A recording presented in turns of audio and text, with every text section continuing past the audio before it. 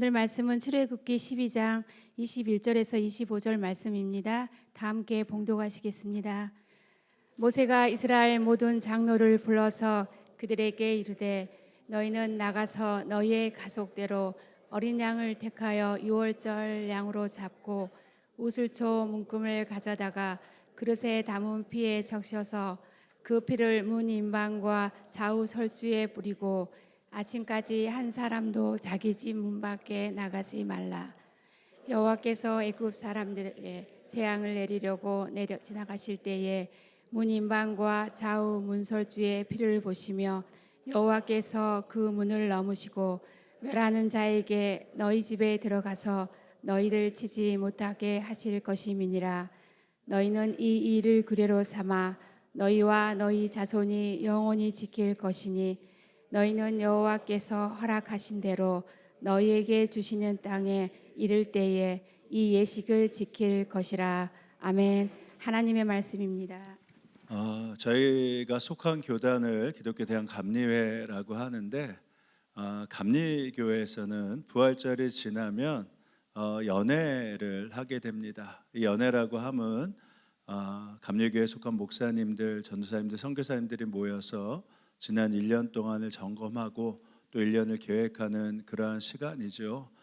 저희는 서울 연회에 속해 있어서 이제 서울의 강북에 있는 감리교회들이 모여서 이제 목요일과 그리고 금요일에 회의를 함께 했는데 그 시간에는 그 해외에 계신 선교사님들도 오시는 시간을 갖기도 합니다. 특별히 진급 가운데 있는 이태호 선교사님들, 또 이태호 선교사님, 백승국 선교사님도 함께 오셔서 함께하는 시간을 가졌는데요. 지난 금요일에는 백승국 선교사님이 금요성령 집회 때 말씀을 전해 주셨습니다. 힘의지 만나교회 담임으로 계시면서 한 1년 반 동안 어떤 사역을 했는지, 근데 사실 사역을 나누기보다는 은혜를 나눠주셨어요. 그 은혜 가운데 두 가지를 말씀하시더군요. 첫 번째는 제가 목사이지만 영과 진리의 예배자로 설 수 있도록 그렇게 꼭 기도해 주십시오. 그래야지 제가 살 것 같습니다. 두 번째 또 하나는 제가 교인들보다, 성도들보다 예수님을 바라보는 목회를 하게 해주십시오. 제가 십자가만 더 사랑하는 목회를 해달라고 간절히 부탁을 하셨어요. 그때 저희가 금요성령 집회 때 함께 기도하는데 이것이 저희들을 위해서도 하시는 말씀 아니겠습니까? 참 많은 은혜를 받았죠. 어제는 이태호 선교사님이, 캄보디아에 계신 이태호 선교사님이 오셨는데 함께 교회에서 사역자들과 식사를 하면서 이제는 우리 전도사님들이 다 후배들이잖아요. 그러면서 갑자기 이렇게 질문을 하세요. 전혀 이상한 질문은 아니지만 엉뚱한 질문입니다. 기분 전환을 어떻게 하세요? 전도사님들은 기분 전환을 어떻게 하세요? 물어보세요. 그럼 뭐라고 대답하시겠습니까? 뭐 어디 여행을 가요? 뭐 좋은 맛집을 가요? 뭐 그럴 거 아니겠어요? 근데 뭐라고 하냐면 전도사님들을 보면 전도사님들은 기분 전환을 할 때 기도의 자리가 기분 전환의 장소가 되어야 됩니다. 스트레스를 받을 때 그 스트레스를 푸는 장소가 바로 기도의 장소가 되어야 됩니다. 바로 기도를 통해서만 하나님께서 우리의 마음을 풀어주실 수 있고 열어주실 수 있습니다. 근데 그 말이 얼마나 은혜도 되고 그 앞에서 듣고 있는 저도요, 얼마나 도전이 됐는지 모릅니다. 여러분은 어디서 기분 전환을 하세요? 여러분은 어디서 스트레스를 푸십니까? 여러분, 말씀과 기도가 바로 여러분의 기분 전환의 장소, 새로운 말씀을 받는 장소가 되셔야 됩니다. 그래야지만 그 안에서 주님으로 인해 살아가는 법을 배울 수 있고요. 그래야지 내 영이 계속해서 무너지지 않고 하나님 앞에 설 수 있게 되는 것이죠. 이 두 분의 말씀을 들으며 참 감사했어요. 참 우리 교회에서 귀한 선교사님들 파송되고 그 사역 가운데 함께할 수 있구나. 목회자뿐만 아니라 여러분에게도 이것이 기도 제목이 되고 말씀이 되고 은혜가 되길 주님의 이름으로 축원합니다. 자, 오늘은 출애굽기 12번째 시간, 영원히 기념할 규례, 영원히 기념할 규례라는 제목으로 말씀을 나누겠습니다. 지금 계속해서 이 바로와 모세 간에 이 씨름 줄다리기가 이어지고 있는데 계속해서 재앙이 이루어지는 이유가 무엇이죠? 바로 바로가 이 완악함을 내려놓지 않기 때문입니다. 완악함을 내려놓지 않고 계속 모세와 타협하게 하고 협상하려고 하니까 이것이 풀어지는 것이 아니에요. 영적인 원리가 그렇습니다. 세상과의 타협을 통해서요, 영적인 원리가 더 나아진다거나 어떤 영적인 풀어짐이 있는 게 아니거든요. 근데 바로는 마음이 완악하면서 계속 이것을 어떤 타협이나 협상으로 풀려고 해요. 그러니까 풀어지지 않고 계속해서 재앙이 가중되는 것이죠. 지지난주에 저희가 7번째 재앙을 보지 않았습니까? 그 재앙이 어떤 재앙이냐면 우박의 재앙이에요. 근데 우박이 재앙이 시작되면서 우박이 내렸을 때 피하지 않은 자들, 그러니까 사람과 짐승에게도 죽음에 이르게 되는 아주 엄청난 우박이 내리게 됩니다. 이것을 아시는 하나님께서 모세에게 가서 말하라고 하죠. 이 우박이 내리면 사람들이 죽을 거야. 그리고 짐승들이 죽을 거야. 그러니까 미리 집 안으로 피해 있어. 근데 저희가 생각할 때 바로의 완악함이라고 했으니 바로는 차지하고서라도 그것을 들은 백성들도 아, 이거 큰일 났구나. 그동안에 6가지 재앙을 봤으니 이거 큰일 났구나 하고 피할 것 같은데요. 그들 역시 마음에 완고함이 있었기 때문에 스스로 자기들의 죽음의 무덤을 만든 길을 서슴지 않고 있습니다. 생명과 직결되는데도요, 하나님이 두려운 것을 알아요. 하나님의 역사가 무엇인지를 아는데도요, 그들 역시 바뀌지 않았습니다. 이런 말씀이 있었잖아요. 바로의 신하들 가운데 주님의 말씀을 두려워한 사람들은 자기의 종들과 집짐승들을 집 안으로 피하게 하였다. 다 이럴 것 같은데, 그러나 하나님의 말씀을 마음에 두지 않는 사람들은 이들이 다 재앙을 받다니까요. 근데도 마음에 두지 않았기 때문에 어떻게 합니까? 자기의 종과 집짐승들을 들에 그대로 두었다. 그래서 두어서 어떻게 됐어요? 죽게 되었다니까요. 이것이 얼마나 안타깝습니까? 그 수많은 이적과 기적 앞에서도요, 자기의 생각과 자기 확신이 가득 차 있기 때문에 이것을 성경은 완고함과 완악함이라고 하죠. 다 안다고 하는데 다 보는데도요, 그 마음 바꾸지 않아요. 진정한 두려움을 느끼지 않습니다. 그 이유가 무엇이죠? 9장 32절에 보면 그 이유를 조금이나마 알 수 있습니다. 아직 무엇인가 의지할 것이 남아서 그래요. 아직 무엇인가 의지할 것이 남아서. 다 사라지지 않았거든요. 이때 이미 보리는 이삭이 나오고 삼은 꽃이 피어 있었으므로 삼과 보리가 모두 피해를 입었다. 다만 그러나 밀과 쌀보리는 이삭을 팰 때가 아니었으므로 피해를 입지 않았다. 우상으로 큰 재앙이 임했고 죽음이 임했고 막심한 피해를 보았지만 아직 남아있는 게 있었어요. 다 없어졌으면 어떨지 모르겠는데 싹이 자라지 않은 밀과 쌀보리가 남아 있었습니다. 그래도 아직 재산은 남아 있어.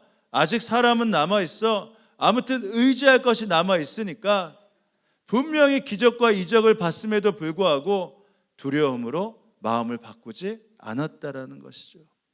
그래서 어떻게 됩니까?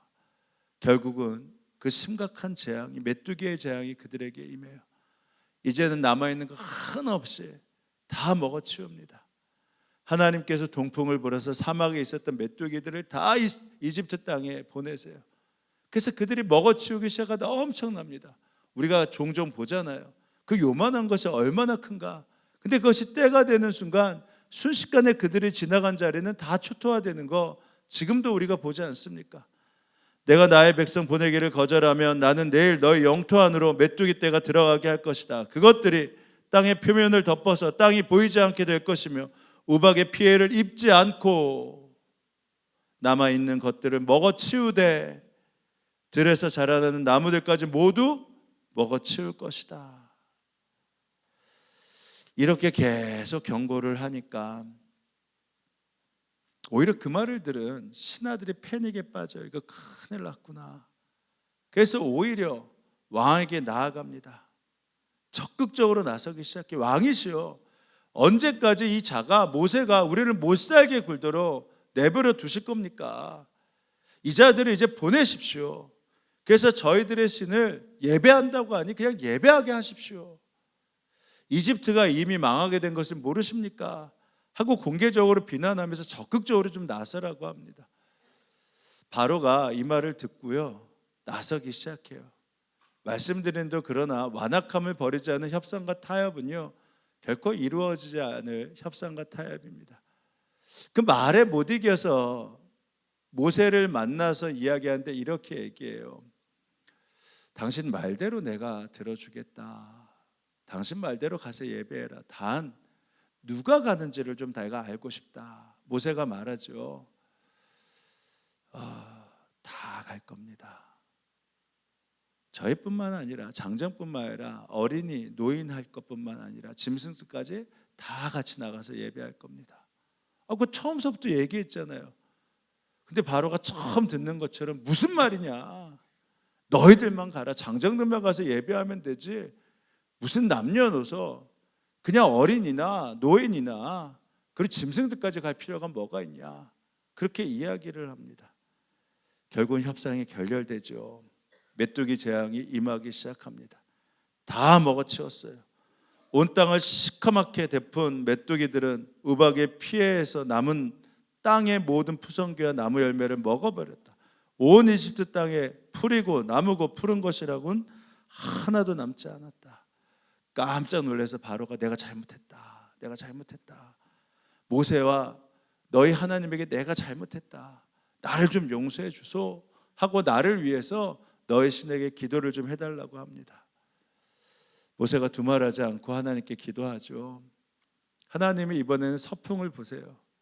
그래서 그들을 다 그냥 홍해 바다에 던져버려서 메뚜기떼를 순식간에 사라지게 합니다. 자, 그럼 모세가 약속을 지켰을까요? 성경을 모르면 지켰겠다라고 생각하겠지만 다 알잖아요. 지켰어요, 안 지켰어요? 안 지켰어요. 이번에도 이스라엘 백성을 보내지 않았습니다. 말씀드린 대로 우리가 여기서 깨닫게 되는 것이 무엇이죠? 첫 번째, 의지할 것이 남아있으면요 하나님 앞에 전적으로 매달리지 않아요.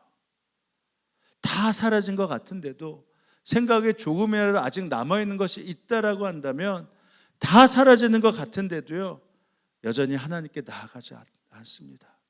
완고함과 완악함을 버리지 않아요. 우리가 그럴 때 보통 뭐라고 말하는 줄 아십니까? 아직 멀었어.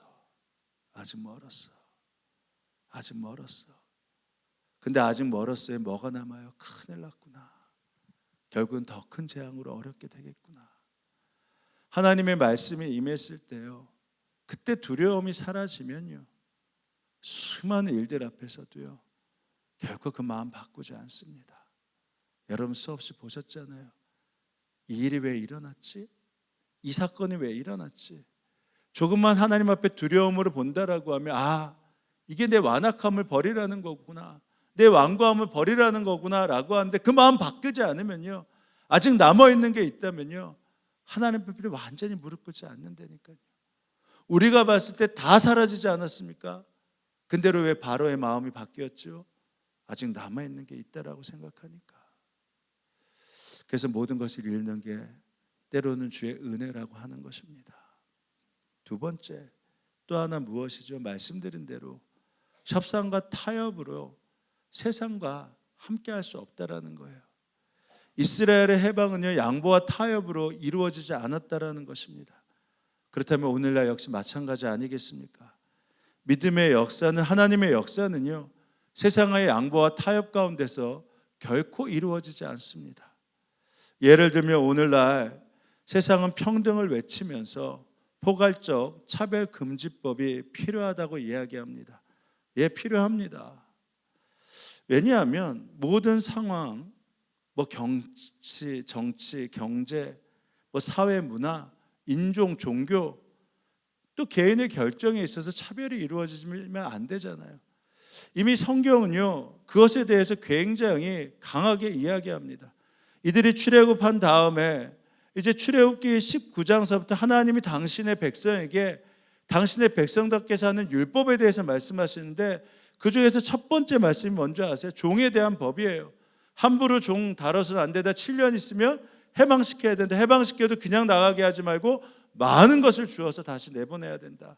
그래서 하나님은요 약자에게 가치를 분배하는 것, 일하는 사람에게 제때 정당한 목을 주어야 하는 것, 부자에게 공동의 책임의 의식을 가지고 함께 나눠야 되는 것에 앞장서는 것, 이것에 대해서 끊임없이 말씀을 하고 계십니다.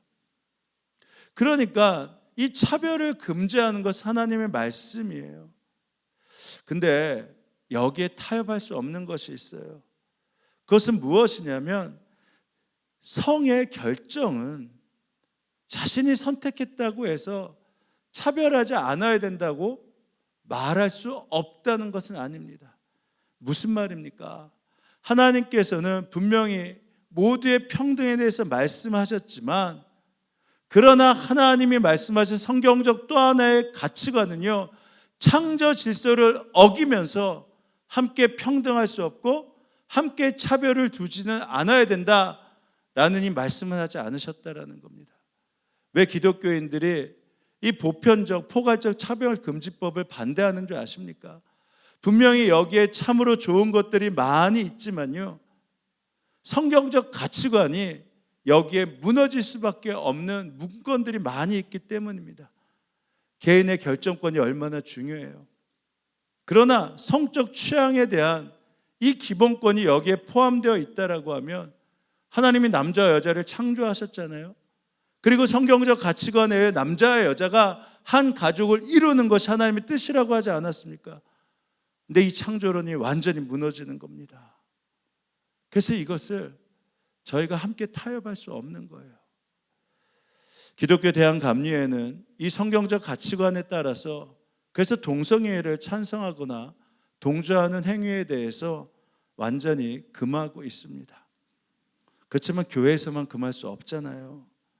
그래서 민주주의 사회에서는 분명 정교가 분리되어야 하는 게 원칙이고, 그렇지만 그리스도인이라면 정치적 책임과 권리도 갖고 있기 때문에 이 법안이 국회에서 통과되는 것만은 기독교인은 우리가 반드시 막아야 하는 것입니다. 그래서 이번 10일 국회의원 선거에 여러분이 지지하는 인물과 정당에 투표하는 것, 그건 당연한 권리이십니다. 그러나 그러기에 앞서 반드시 먼저 한 가지 분별하셔야 되는 것이 있어요. 기독교인이라고 다 뽑으시라는 게 아닙니다. 기독교인이라고 선전하는 사람 무조건 뽑을 필요가 없어요. 다만 기독교의 핵심 가치, 정신을 구현할 수 있는 인물인가를 분별하신 다음에 그가 기독교의 핵심 가치, 정신을 구현한다면 먼저 그분에게 투표하셔야 된다라는 것입니다. 이번에 꼭 후보들 정책을 잘 살펴보시고요. 잘 모르시겠다면 SNS나 여러 사이트를 통해 이 후보가 지금 우리가 말하는 기독교의 핵심 가치, 정신을 구현하는 사람인가 아닌가를 꼭 살펴보시고 난 다음에, 그러고 난 다음에 투표하셔야 됩니다. 저도 우리 지역에 나오는 후보들의 공약을 꼼꼼히 다 살펴봤어요. 그리고 사이트를 통해서 누가 이 기독교의 핵심 가치, 특별한 이슈가 될 수 있는 이 포괄적 차별금지법을 통과시키는데 반대하고 있나, 아니면 보류하고 있나, 아니면 통과시키는데 앞장서고 있나, 이것을 살펴보고 난 다음에 투표를 하기로 결정했습니다. 여러분 반드시 이 일에 있어서 여러분 점검하셔야 돼요. 말씀드리는데 우리가 계속 말씀을 보지만 세상은요, 타협과 협상을 가지고 이 영적인 문제를 함께 이루어갈 수가 없습니다. 그래서 아니면 아니라고 반드시 말을 할 수 있어야 되는 것입니다. 어떻게 돼요? 결국은 이 재앙이 바뀌지 않으니까 하나님께서 다시 흑암의 재앙을 이들에게 붓지 않습니까? 주님께서 모세에게 말씀하셨다. 너는 하늘로 팔을 내밀어라. 그러면 손으로 더듬어야 다닐 만큼 짙은 어둠이 이집트 땅을 덮을 것이다. 모세가 하늘에다 그의 팔을 내미니 이집트 온 땅은 사흘 동안 짙은 어둠이 내렸다. 사흘 동안 사람들은 서로 볼 수 없었고 제자리를 뜰 수도 없었다. 그러나 이스라엘 자손이 사는 곳에는 언제나 빛이 있었다. 어둠이 임했는데 이집트 땅에는 3일 동안 어둠이 임했고, 그러나 이스라엘이 사는 고센 땅에는 빛이 있었다라는 것입니다. 근데 제가 이 그동안에 이 8가지 재앙, 그다음에 9번째 흑암의 재앙을 보면서 어떤 생각이 드냐면 이 흑암의 재앙은 좀 견딜만하지 않을까라는 생각이 들었습니다. 쉬지 못하는데 집에서 3일 동안 쉴 수 있으면 얼마나 좋아요. 아무것도 안 보이니까 쉴 수 있으면 좋아요, 안 좋아요? 좋잖아요. 그러니까 제가 흑암의 재앙이 3일 정도다 하면 이거 넉넉히 견딜 수 있겠구나. 게다가 핸드폰에 후라시도 다 있잖아요. 이거 다 다니면서 뭐 냉장고가 뭐 꺼진다 하더라도 먹는 거 다 있으니 얼마든지 가능하니까 3일 동안 강제 휴식 이것도 참 좋겠다라고 생각을 했는데, 근데 이 정도라면 이게 재앙이라고 하겠습니까? 이 흑암의 재앙을 찾아봤더니 창세기 1장에 있었던 이 흑암과 같아요. 태초에 하나님이 천지를 창조하시니라 나온 거 온 땅이 어둠이 있고 하나님의 빛이 수명이 운행하신다라고 했잖아요. 흑암 가운데 있다. 흑암 가운데 있다라는 것은 그냥 어둡다라는 것이 아무것도 하지 못하는 상태입니다. 그러니까 이 단어가 코쉑이라는 단어라고 하는데요. 그러니까 뭐 그냥 어두워서 그냥 빛이 안 보이니까 그냥 내가 마음대로 다닐 수 있는 것이 아니라 숨도 쉬지 못할 만큼, 어떤 이것을 폭풍이라고 하더라고요. 모래 폭풍. 그러니까 그냥 거기서 꼼짝할 수 없이 그냥 그 자리에서 아무 움직임도 가질 수 없는 어둠, 바로 그것이 흑암이랍니다. 그러면 틀리죠. 1시간을 어떻게 버티겠어요? 근데 이 3일이 엄청나잖아요. 꼼짝없이 숨도 제대로 못 쉬는 상태에서 3일을 있는다. 그러니까 이 어둠이 어마어마한 흑암이었다라는 것입니다. 게다가 또 하나 여기서 분명히 알려주는 게 뭐예요? 이 빛의 주관자는 누구다? 하나님이라는 것입니다. 이집트의 최고의 신이 누구였죠? 태양신이에요. 태양신 라입니다. 이 태양신이 빛을 주면 그들은 일어났고, 그들은 농사를 지었고, 그들은 움직였고, 이제 빛을 거두면 그들은 쉼을 가졌습니다. 근데 이 모든 질서가 다 무너지게 된 거예요. 이 완전히 흑암으로 그들이 생각했던 태양신의 체계가 다 무너져 버린 것입니다. 그런데 놀랍게 어디에는 그대로 빛이 있었어요? 이스라엘 고센 땅에는. 그러니까 창세기 1장의 말씀 빛이 있으라. 그 주관자가 누굽니까? 하나님이라는 것을 이스라엘 그리고 이집트 만천하에 하나님이 드러내신 것입니다. 의지했던 태양신도 아무것도 아니라는 것이 드러나자 다급해진 바로가 모세를 불러 이제 더 적극적인 타협안을 제시합니다. 타협안이 제시되었을 때 그것이 이루어졌을까요? 말씀되는 대로 아니요. 이제는 조금 바뀌긴 해요. 뭐라고 하냐면, 그래, 내가 그때는 잘못했으니까 이제 너 말대로 장정들 나가. 그리고 너 말대로 노인들도 그리고 아이들도 나가. 근데 또 내 말 좀 들어줘라. 다 나가면 어떡하냐. 짐승은 대표로 둬. 그러면 내가 허락할게. 모세가 이 타협안에 협상을 했을까요? 타결이 됐을까요? 아니요. 모세가 얘기합니다. 말도 안 되는 소리 하지 마십시오. 우린 다 나갈 겁니다. 처음부터 말한 대로 짐승들도 다 나갈 겁니다. 가서 조금은 좀 억지는 있어요. 우리가 다 짐승 데리고 나가서 제사할 때 그 중에서 골라서 제사할 겁니다. 아니, 이미 골라서 데리고 나가면 되잖아요. 다 데리고 나간 다음에 거기서 고르겠대요. 그러니까 이 바로가 버럭 화를 내죠. 이제 앞으로 내 눈앞에 보이면 살려두지 않겠다. 그러니까 모세가 얘기합니다. 잘 말했습니다. 나도 이제 당신을 다시는 보지 않을 겁니다. 그러고서 그냥 결렬하고선 나와 버렸어요. 자, 이제 마지막 재앙, 돌이킬 수 없는 죽음의 재앙이 남아있죠. 근데 모세는 이제는 더 이상 바로 앞에 나타나지 않겠다고 했는데 하나님의 생각은 달랐어요. 왜냐하면 죽음 앞에 하나님은 살리시는 분이었기 때문입니다. 생명의 죽음이 계획되어 있지만 하나님의 계획은 그들 모두를 살리시고 싶었어요. 우박의 제약 앞에서 그들의 완고함을 알지만 그들에게 살 수 있는 기회를 마련하신 것처럼 이번에도 모세에게, 모세야, 모세를 설득했는지 어땠는지 모르겠어요. 너 그래도 가서 전해야 돼. 바로에게 가서. 만약에 얘기하지 않고 죽게 되면 그 생명이 얼마나 안타깝냐. 그래서 모세에게 이집트 땅에 있는 처음 난 것, 바로의 아들부터 감옥에 갇혀 있는 사람의 아들, 첫 번째 아들은 다 죽게 될 거다.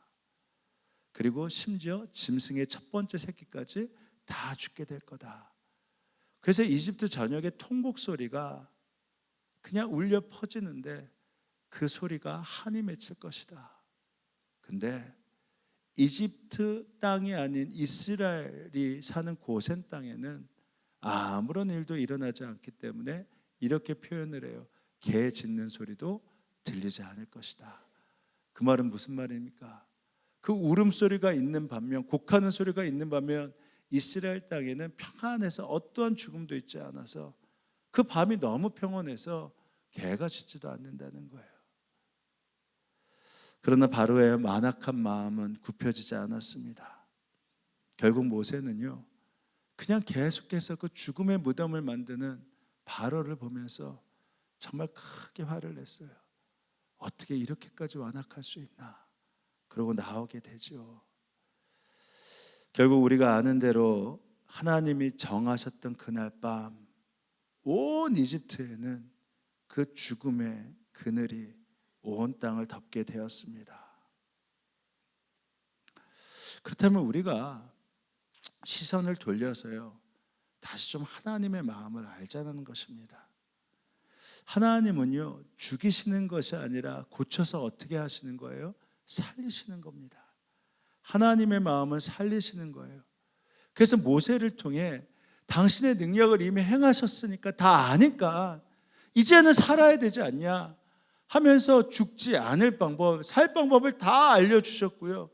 그 방법도요, 이스라엘 사람들에게 은닉해서 비밀로 해서 알려주신 것이 아니라 다 알 수 있도록요, 모든 구원의 방법도 알려주셨어요.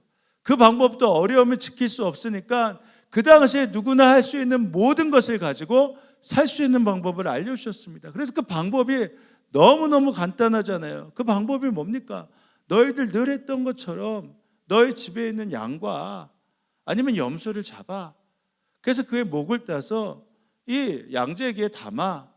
그리고 그걸 담은 다음에 우슬초로 너네 집에 있는 문에 있는 문설주와 각 임방에 발라. 그리고 그 안에 그 죽음의 사자가 지나갈 때까지 있어. 그러면 살 거야. 지금도 우리에게 만약에 일이 있다면 뭐 약간은 어렵겠죠. 짐승을 잡아본 적이 없으니까. 그 당시엔 근데 다 제사를 드렸어요. 하나도 어려운 일이 아니에요. 우슬초를 구하는 것도 어려운 것도 아닙니다. 그 피를 뿌리는 것도요, 어린아이도 할 수 있는 일이에요. 그러니까 사는 방법을 너무 쉽게 말씀하셨다니까요. 그러면 죽지 않을 것이다. 모세가 이스라엘 장로들을 모두 불러 이렇게 말하였다. 여러분은 여러분의 가족들과 함께 먹을 양이나 염소를 준비하여 유월절 제물로 삼으십시오. 우슬초 묶음을 구하여다가 그릇에 받아놓은 피에 적셔서 그 피를 상인방 좌우 문설주에 뿌리십시오. 그리고 여러분은 아침까지 아무도 자기 문 밖에 나가지 않으면 됩니다. 하나님께서 이집트 사람을 치려고 지나가시다가 상인방과 좌우 문설주에 바른 피를 보시고 그 문 앞을 지나가실 때 파괴자가, 죽음의 사자가 여러분의 집을 치지 않고 그냥 넘어갈 것입니다. 그래서 6월절이라는 게 뭐냐? 6월에 있는 절기냐? 그게 아니라 지나갔다, 패스오버. 그래서 6월절이라고 하는 겁니다. 그래서 그냥 6월절 절기가 그런 의미예요. 거기에 그냥 문설주에 피를 바르고 양을 잡아서 피를 바르고 그 안에 있으면 어떻게 된다? 죽음의 사자가 넘어간다. 이게 6월절입니다. 이 쉬운 방법을 알려주셨는데 이 재앙이요, 이집트 사람에게 임했다. 이집트 사람에게 임했다. 하나님을 두려워했어요. 그렇지만 자신의 생각과 자신의 고집, 자신의 사상, 완고함과 완악함을 버리지 않았고 아직도 의지할 것이 무엇인가 남아있겠다고 생각했기 때문에 그들은 그 쉬운 구원의 길을 따르지 않습니다. 이스라엘 자손은 돌아가서 하나님께서 모세와 아론에게 명하신 대로 어떻게 했다고요? 했다. 근데 어떻게 해요? 한밤중에 하나님께서 이집트 땅에 있는 처음 난 것들을 모두 치셨다. 임금 자리에 앉아 있는 바로의 마다들을 비롯하여 감옥에 있는 포로의 마다들과 짐승의 맛배까지 모두 치시니 바로와 그의 신하와 백성이 그날 한밤중에 모두 깨어 일어났다. 이집트에 큰 통곡 소리가 났는데 초상을 당하지 않은 집이 한 집도 없었다. 너무 안타깝잖아요. 그래서 제가 정말 말씀드리고 싶은 이 부분인데요. 그래서 이 구원은요, 예수 그리스도를 믿으면 이루어지는 겁니다. 이게 복잡하지 않아요. 복잡하면 이것이 만민에게 구원이 임할 약속이라고 하지 않는 것입니다. 그리고 이 구원은요, 그렇기 때문에 나뿐만 아니라 모두에게 임하는 약속으로 믿으셔야 돼요. 그 약속이 이 유월절 절기의 방법에 쉬울 뿐만 아니라 그 약속의 언어들, 단어들이 여기에 담겨져 있습니다. 자, 다시 한번 보세요. 하나님께서 오늘 12장 14절에 이렇게 말씀하셨어요. 이날은 너희가 기념해야 될 날이니 너희는 이날을 주 앞에서 지키라. 그것을 절기로 삼아서 영원한 규례로 대대로 지켜라. 자, 24절에도 이렇게 나와 있어요. 여러분은 이 일을 여러분과 여러분의 자손이 지킬 규례로 삼아 영원히 지키게 하십시오. 이 말은 무슨 말이죠? 이 구원은 너희들뿐만 아니라 뭐라고요? 너희 다음 세대, 영원히 이 약속은 다음 세대까지 이루어져야 된다. 말씀하신 대로 이 유월절의 규례는요, 다음 세대까지 계속해서 이어져야 된다. 그것은 무엇이면 하나님께서 구원하길 원하신다라는 것입니다. 그런데 또 하나, 그렇기 때문에 여기에는 예외가 없어요. 모두가 포함되어야 한다라는 것입니다. 이 약속에는 결정은 자신이 하지만 이 약속은 모두에게 다 영원히 적용된다라는 것입니다. 자, 바로의 항복을 받고 이스라엘 백성이 출애굽하는데 장정만 60만이었다고 해요. 어마어마한 숫자죠. 거기에 대한 해석들은 다음에 하겠지만, 근데 그때 이스라엘 사람들만 출애굽할 뿐만 아니라 거기에는 다른 민족도 함께 출애굽했다라는 분명한 사실이 있습니다. 다른 민족은요, 그 당시에 이집트에서 종살이 했던 민족뿐만 아니라 거기에 다른 민족에는 이집트 사람들 가운데 이것을 믿었던 사람들도 함께 포함되어 있었다라는 겁니다. 자, 보세요. 마침내 이스라엘 자손이 라암셋을 떠나서 숫곳으로 갔는데 딸린 아이들 외에 장정만 해도 60만 가량 되었다. 그 밖에도 다른 여러 민족들이 많이 그들을 따라 나섰고 양과 소와 등 수많은 집짐승 떼가 그들을 따랐다. 그러니까 히브리인들의 하나님이 말씀하신 이 구원, 그리고 이 구원의 방법을 믿었던 사람들, 그래서 장자의 죽음을 면했던 사람들은요, 함께 출애굽하여 죽음을 면했고 자유를 누렸다라는 것입니다. 그래서 이때서부터 시행된 영원히 대대로 지키라고 했잖아요. 이들이 출애굽한 이후에도 이 유월절 규례를 지켰는데, 이 규례를 지켰을 때 하나님께서 여러 절기를 말씀하셨어요. 유월절뿐만 아니라 그들에게 초실절, 오순절의 절기도 말씀하셨고 초막절 절기도 말씀하셨는데, 오순절이나 이 초실절, 초막절은요 한 번만 지켜야 되고 딱 나와 있습니다. 이 유월절은 여러분 그 이후로부터 2번 지킬 수 있었던 거 아십니까? 왜냐하면 구원 계획이 모두에게 열려 있어야 되기 때문입니다. 그 이후에도 대대로 지켜야지 너희가 그것에서 떨어지지 않는다고 말씀하셨거든요. 근데 이들이 출애굽을 한 다음에 1년 후서부터 문제가 생겼어요. 뭐가 문제가 생겼냐면 출타한 사람들도 있었고 병이 들려서 유월절 절기에 참석하지 못한 사람들도 있었고, 때로는 유월절 절기를 지키고자 먼저 죽음을 다루지 말아야 되는데 죽음 앞에 섰던 사람들도 있습니다. 그러면 이들이 유월절 절기를 지키지 못할 거예요. 영원히 지키라고 했는데. 그래서 이들이 모세에게 가서 말한 겁니다. 우리가 유월절 절기를 지키지 못했어요. 어떻게 합니까? 모세가 하나님께 여쭙죠. 어떻게 할까요? 그래? 그러면 한 번 더 지킬 수 있도록 하자. 그래서 유월절을 우리가 아비벌, 바로 14일 그리고 15일이라고 얘기하는데요. 성경에 보면 그 다음서부터 유월절에 또 한 번의 유월절, 그 다음 달 14일, 15일에 유월절을 지킬 수 있도록 하나님이 허용해 주셨습니다. 너는 이스라엘 자손에게 다음과 같이 일러라. 너희들이나 너희 자손들은 죽음을 만져 더럽게 되었을 때나 먼 길을 떠나 있을 때나 모두 주 앞에서 유월절을 지켜야 된다. 법칙. 그러나 사람들은 다음 달 14일 해걸음에 유월절 예식을 행하면서 어둑해 졌을 때 유월절 행위를 행하면서 지키지 못한 자는 언제요? 다음 달 14일에 누룩을 넣지 않고 만든 빵과 쓴나물과 함께 유월절령을 먹도록 하여라. 그래서 하나님께서는요, 모든 사람의 생명을 살리고자 하는 그 계획을요, 이 유월절 어린 양에 포함시켰던 것입니다. 예외가 없어요. 그리고 계속해서 기회를 주시겠다라는 것입니다. 거기에는 어디에도 있어요? 이스라엘뿐만 아니라 모두에게 열려 있다라는 것입니다. 너희들과 함께 살고 있는 외국인이 나 주에게 유월절을 지키고자 할 때 그는 유월절의 율례와 규례를 따라야 한다. 그 땅에 몸부쳐 사는 외국인에게나 그 땅에서 난 본토인에게나 같은 율례가 적용되어야 된다. 그러니까 하나님은요, 이스라엘뿐만 모두가 그 유월절 어린 양을 통해서 살기를 원하신다는 거예요.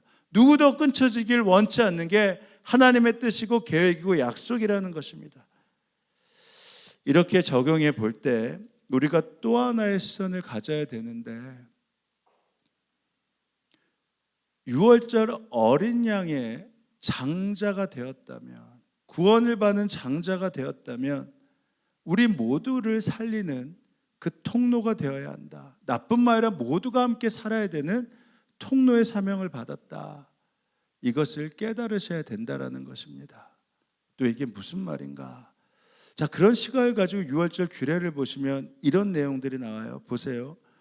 온 이스라엘 회중에게 알려라. 이 달 열흘날 각 가문에 어린 양 한 마리씩, 곧 한 가족에 한 마리씩 어린 양을 마련하도록 하여라. 한 가족의 식구수가 너무 적어서 양 한 마리를 다 먹을 수 없으면 한 사람이 먹을 분량을 계산해서 가까운 이웃까지 불러들여서 함께 먹도록 하여라. 하나님께서 지금 이 유월절의 규례를 말씀하셨는데, 이 마지막 유월절의 재앙은요, 누가 죽는 거예요? 장자가 죽는 것입니다. 그러니까 어떻게 하면 돼요? 장자에게만 유월절 어린 양을 잡아서 먹이면 되는 거예요. 장자만 살면 다 살잖아요. 그리고 장자에게만 그 피를 뿌리면 되는 것입니다. 아니, 장자에게만 뿌리면 되고 먹이면 되는데 왜 온 집안이 그것을 먹어야지 된다고 하고 또 그것을 이웃까지 불러서 함께 먹어야지 산다라고 말씀하십니까? 장자가 살면 다 사는 거잖아요. 근데 왜 그 방법이 장자뿐만 아니라 왜 온 집안이 이 일을 함께 해야 된다라고 말씀하시는 겁니까? 이 점이 좀 이상하지 않으셨어요? 마지막이 장자의 죽음인데, 하나님은 이스라엘 장자에게만 먹이시면 되고 피를 바르면 되는데 왜 그렇게 하셨을까? 여기에는 하나님은 장자만 살리는 것이 아니라 그 장자를 살림으로 온 가족을 살리는 것이다. 이것이 나의 계획이다 말씀하신 겁니다. 이거 꼭 기억하셔야 돼요. 구원은 각 개인의 믿음의 반응입니다. 내가 예수를 주로 인격적으로 맞이해서 그 죄사함의 피를 믿어야지만 구원이 이루어지는 것입니다. 구원은 다른 사람이 해줄 수 있는 것이 아니에요. 그렇지만 구원은 개인에게지만 구원의 약속은 어떻게 된다고요? 모두에게 주어진 약속이라는 것입니다. 그 약속이 지금도 유효하다라는 거예요. 여러분, 우리는 처음 예수를 믿으면요, 믿는 게 참 쉽지 않아요. 믿음의 첫 대가 참 쉽지 않습니다. 그래서 믿기 시작하면 그 믿음을 위해서 수많은 수고와 기도가 필요합니다. 그런데 또 하나 놓쳐서는 안 될 것이요, 예수님이 우리 가문에서 나를 믿게 하셨다면 그것은 나뿐만 아니라 누구요? 내 집이 다 구원받길 원하신 하나님의 계획이 담겨 있구나. 나를 믿게 하셨다면 하나님이 나와 내 가문이 모두 예수님 안에서 구원받길 원하신다구나. 이것을 아셔야 된다는 것입니다. 성경은요, 끊임없이 이 말에 대해서 말씀해 주고 계세요. 노아가 하나님의 은혜를 입어서 구원을 받았잖아요. 방주에 들어갔잖아요. 노아 하나몇 사람이 은혜를 입었다고 나와 있습니다. 노아의 방주에 들어갈 때는 혼자만 들어갔나요? 아니요. 노아뿐만 아니라 노아의 아내 그리고 아들들, 며느리까지 들어갈 수 있었어요. 왜냐하면 노아 한 사람이 은혜를 입으면 그 모든 가족이 방주 안에, 구원의 방주 안에 들어갈 수 있었습니다. 여러분, 삭개오를 아세요? 삭개오가 예수님 앞에 섰어요. 예수님이 그를 보시면서 뭐라고 말씀하셨습니까? 오늘 너가 구원을 받았다라고 하지 않고 뭐냐면 너의 집이, 오늘 구원이 너의 집으로 이르렀다라고 말씀하셨어요. 구원이 그에게만 이르렀다라는 거 아닙니다. 삭개오 때문에 예수님이 보셨을 때 이제는 삭개오로 인해 이 집안이 구원받게 되겠구나라고 하셨기 때문에 너의 집이 구원을 받았다고 말씀하셨어요. 그 구원의 은혜가 삭개오뿐만 아니라 삭개오를 통해 그의 온 가족에게 임했다라고 말씀하신 겁니다. 바울과 실라가 빌립보 감옥에 갇혀 있었어요. 갑자기 지진이 일어나면서 감옥 문이 열리고 죄수가 풀려났습니다. 간수가 그것을 보고 깜짝 놀래 이제 다 죄수들이 도망갔으니까 이 책임 때문에 자결하려고 했어요. 그때 바울이 그를 급히 말리죠. 그리고 복음을 전합니다. 그리고 바울이 복음을 전한 다음에 뭐라고 말씀하신 줄 아세요? 주 예수를 믿으십시오. 그 다음에 뭐라고 하세요? 그리하면 그대와 너뿐만 아니라 그대의 집안까지 구원을 얻을 것입니다. 바울은 주 예수님을 믿을 때요, 그 간수만 구원을 얻는다고 말씀하지 않았어요. 그 간수 너로 인해 너는 물론이고 너의 간수의 온 집안이 바로 구원을 받을 것이다. 왜죠? 이것이 유월절에 담겨있는 어린 양의 피에 담겨있는 하나님의 약속이고 뜻이기 때문입니다. 왜 오늘날에도 이 유월절 기례를 우리에게 영원히 지키라고 하셨습니까? 저희는 어린 양의 피, 예수 그리스도의 십자가를 알기에 지금도 저희는 그 절기를 지킵니다. 아마 기독교가 존재하는 한 영원히 우리는 고난주간을 기억하고 부활절 절기를 지킬 것입니다. 고난절기를 통해서 그 십자가의 피로 우리가 구원받았음을 믿게 될 뿐만 아니라 그 부활절로 인해서 우리가 영원한 천국에 이르렀음을 늘 매 이 절기를 지킬 것입니다. 근데 이 절기를 지킬 때마다 어떤 생각을 해야 되죠? 내가 구원받았다면 그 하나님의 약속은 오늘도 유효하니까 그 유효함이 무엇입니까? 나와 내 집이 구원을 받는 것이구나. 나와 내 집안이 함께 생명으로 들어오는 것이구나. 심지어 이웃까지 들어오라고 하지 않습니까? 나를 통해서 온 사람들이 구원받는 약속이 여기에 담겨 있구나. 그것까지 믿어야지만 우리가 어린 양의 피에 절기에 참여한다라는 것입니다. 왜냐하면 이것이 하나님의 뜻이고 약속이기 때문입니다. 그래서 여러분 선포하셔야 돼요. 내가 첫날에서 믿는 게 어렵고 힘들어도 내 믿음으로 인해 구원받았다면 하나님 감사합니다. 이제 나를 통해 나와 내 집안이 구원받을 것입니다. 이것이 약속입니다. 이것이 주께서 허락하신 선포입니다 하면서 외치셔야 됩니다. 왜냐하면 이것은 여러분의 생각이 아니라 하나님의 구원 계획이니까. 이제 말씀을 마칩니다. 사랑하는 여러분, 왜 주님 앞에 완전히 서지 못하십니까? 혹시 아직 의지할 것이 남아 있으십니까? 그렇다면 빨리 그것을 버리십시오. 그래야지 완고함과 완악함을 내려놓고 주님만을 의지하는 삶을 살 수 있습니다. 또 하나, 예수 믿으신 거, 어린 양의 피에 구원에 동참할 수 있는 것 축하드립니다. 그렇다면 이제는 선포하실 수 있어야 됩니다. 하나님 감사합니다. 나와 내 집안이 구원받았음을 믿습니다. 이 선포를 통해 그 은혜와 기대와 축복이 여러분과 여러분의 가문과 가족 가운데 충만하길 주님의 이름으로 축원합니다. 이제 성찬을 받기 전에 우리 함께 기도합니다. 주님, 나와 동행하시는 주님을 의지하게 하셔서 내가 의지했던 모든 건 내려놓게 하십시오. 또한 보혈의 피가 나뿐만 아니라 이미 약속으로 내 자녀들 온 가족에 이미 부어졌음을 믿습니다. 주님, 약속을 믿고 선포하오니 나와 내 집이 구원받는 놀라운 역사를 속히 이루어 주옵소서.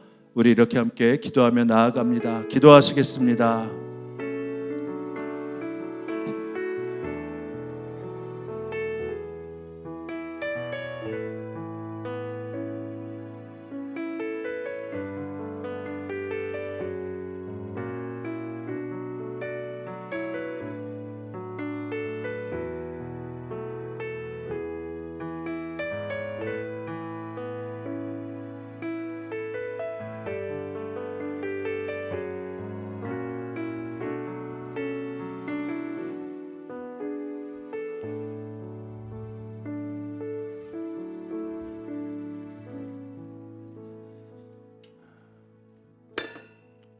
살아계신 주님, 저에게 먼저 믿음을 주시고 기도하게 하심 감사합니다. 이제 성찬을 받을 때 우리의 믿음의 눈을 뜨게 하시어 동행하시는 성령님을 보게 하시고 하나님께서 약속하신 그 놀라운 구원의 약속을 다시 한번 확증받게 하여 주옵소서. 그리스도의 몸이 나와 연합함이 보여지게 하시고 그 피로 죄사함을 받게 하심이 믿어지게 하시고 그 몸과 피가 내 가문과 내 가족 가운데 임함을 오늘도 믿음으로 선포하게 하여 주옵소서. 그 역사 밖에 나아갈 때마다 이 시간 함께 하실 주님을 기대합니다. 예수님의 이름으로 기도합니다. 아멘. 예수님께서 제자들과 함께 마지막 식사를 하실 때 떡을 들어 하늘을 우러러 기도하시며 말씀하셨습니다. 받아 먹으라. 이것은 너희를 위해 주는 내 몸이다 말씀하셨습니다. 주님이 주신 이 몸을 우리가 먹을 때 우리가 주님과 한 몸 이루는 그 약속이 성취되는 것입니다. 주께서 식후에 잔을 제자들에게 한 명도 빠짐없이 일일이 주시며 말씀하셨습니다. 받아 마시라. 이것은 너희 죄를 사하기에 흘리는 나의 피, 곧 변하지 않는 언약의 피다 말씀하셨습니다. 주님과 한 몸 이루기 위해서 우리의 죄를 사해 줄 수밖에 없으셨기에 이 피를 통해 우리의 죄를 영원히 사해 주신 것입니다. 이제 약속의 피를 받으며 주님과 함께 동행하는 그 축복을 누리시길 원합니다. 이제 먼저 떡을 받는 시간을 갖도록 하겠습니다. 내가 주님과 한 몸임을 다시 한번 기억하고 확증받으시는 시간을 삼으십시오.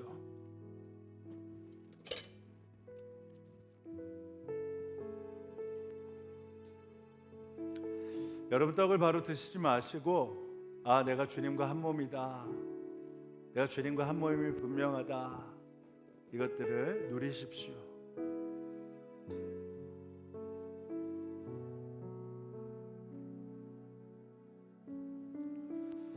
나는 하늘에서 내려오는 살아있는 떡이니 사람이 이 떡을 먹으면 영생하리라. 내가 줄 떡은 곧 세상의 생명을 위한 내 살이니라 하시니라.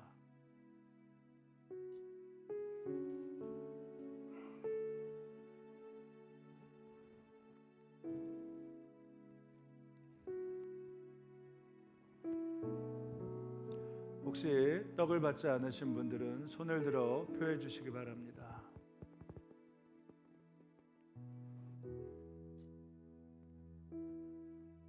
사랑하는 자들아, 우리가 서로 사랑하자.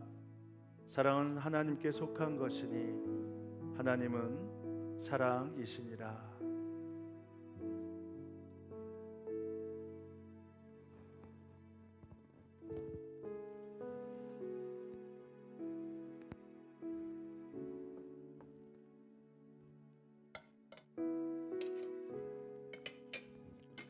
예수님의 몸입니다.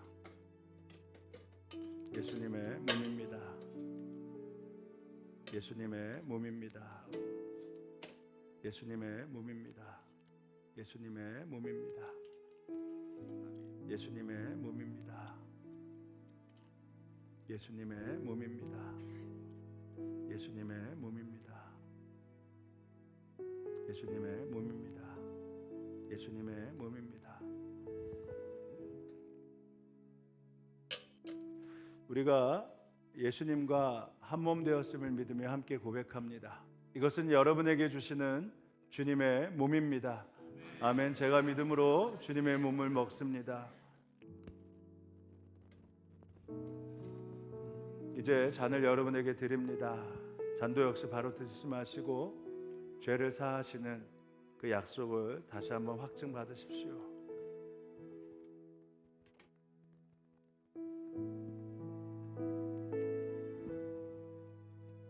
그리고 혹시 피 앞에서 여러분에게 지적하신 하나님의 말씀이 있다면 죄를 고하시기 바랍니다.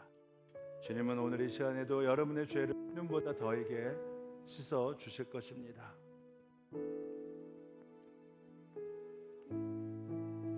내 살을 먹고 내 피를 마시는 자는 영생을 가졌고 마지막 날에 내가 그를 다시 살리리니 내 살은 참된 양식이요 내 피는 참된 음료로다. 내 살을 먹고 내 피를 마시는 자는 내 안에 거하고 나도 그 안에 거하나니 살아계신 아버지께서 나를 보내심에 내가 아버지로 인하여 사는 것 같이 나를 먹는 그 사람도 나로 인하여 살리라.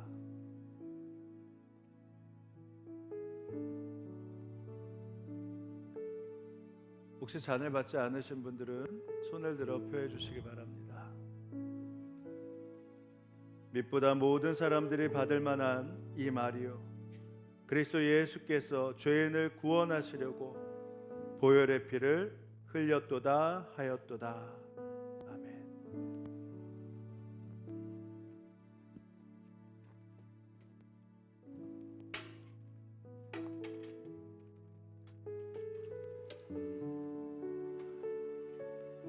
예수님의 피입니다. 예수님의 피입니다. 예수님의 피입니다. 예수님의 피입니다. 예수님의 피입니다. 예수님의 피입니다. 예수님의 피입니다. 예수님의 피입니다. 예수님의 피입니다.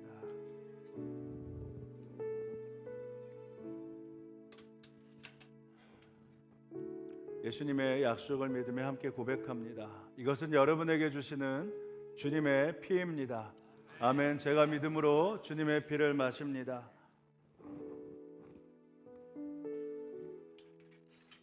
잔은 의자 좌우에 두시면 예배 후에 안내위원이 수고하도록 하겠습니다. 다시 한번 기도합니다.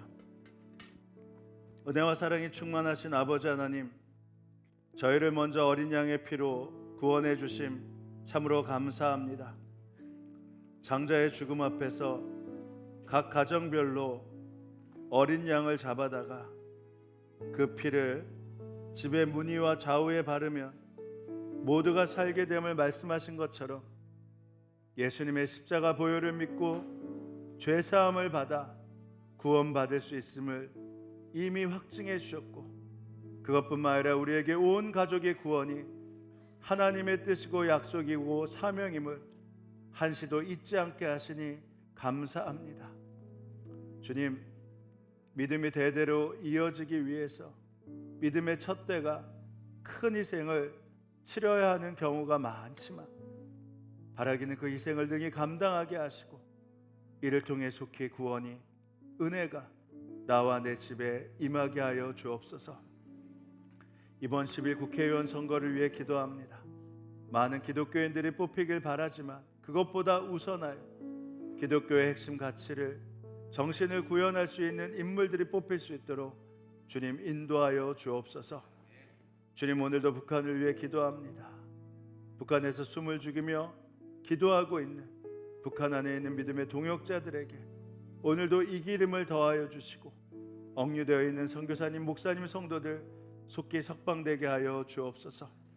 전 세계를 위해 기도하오니 주님, 전쟁으로, 테러로, 지진으로 무고한 생명이 학살되고 죽어가고 있습니다. 이제는 이 일이 일어나지 않도록 막아주시고 복음을 전하기 위해 나가 계신 선교사님들을 비롯한 그 가정, 그리고 그들의 삶이 복음의 능력으로 온전히 드러날 수 있도록 역사하여 주옵소서. 병환 가운데 있는 성도들에게 은총을 베풀어 주시고 넘어진 자 예수의 이름으로 일어나 걷게 하여 주옵소서. 주님, 오늘도 감사하여 허락하신 것의 일부를 떼어 봉헌합니다. 하나님, 하나님의 것과 내 것을 구별할 수 있는 지혜와 믿음과 은혜를 더하여 주셔서 하나님 것을 하나님께 드릴 때 우리에게 허락하신 마르지 않는 넘치는 축복을, 그래서 물권도 인권도 영권도 마음껏 누릴 수 있는 축복을 더하여 주옵소서. 감사드리며 예수님의 이름으로 기도합니다. 아멘. 자, 우리 다 함께 일어나셔서 우리 옆에 분들과 함께 이렇게 인사하실 텐데, 하나님이 당신을 통해 당신의 가정도 구원하셨습니다. 이렇게 인사하시겠습니다.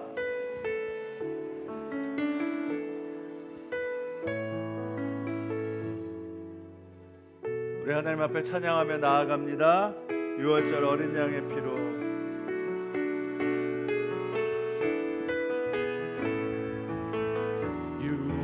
어린 양의 피로 나의 삶의 문이 열렸네.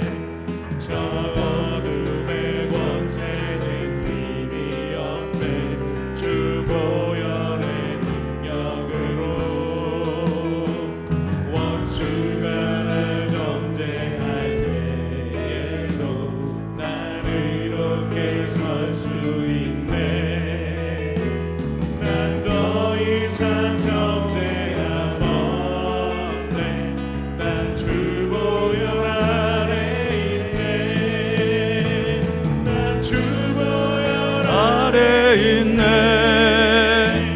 그 피로 내 죄 사했네. 하나님의 긍휼 날 거룩해 하시옵네. 난 주 보혈 아래 있네. 난 원수의 어떠한 공격에도 더 이상 넘어지지 않네. 난 주 보혈. 우리 한 번 더 찬양합니다. 난 주 보혈, 난 주 보혈 아래 있네. 그 피로 내 죄 사했네.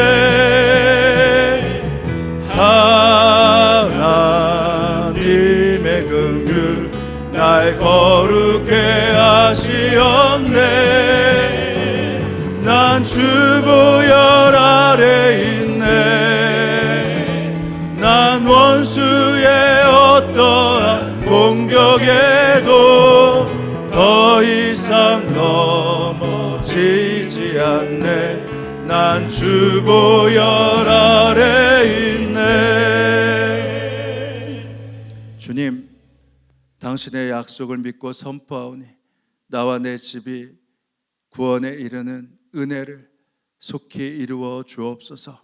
지금은 성부, 성자, 성령 삼일체 하나님의 은혜와 약속이 이 자리에 참여한 성도들 머리머리 가운데, 그들의 가정과 일터 가운데 지금으로부터 영원히 함께 하옵시기를 간절히 축원하옵나이다. 아멘.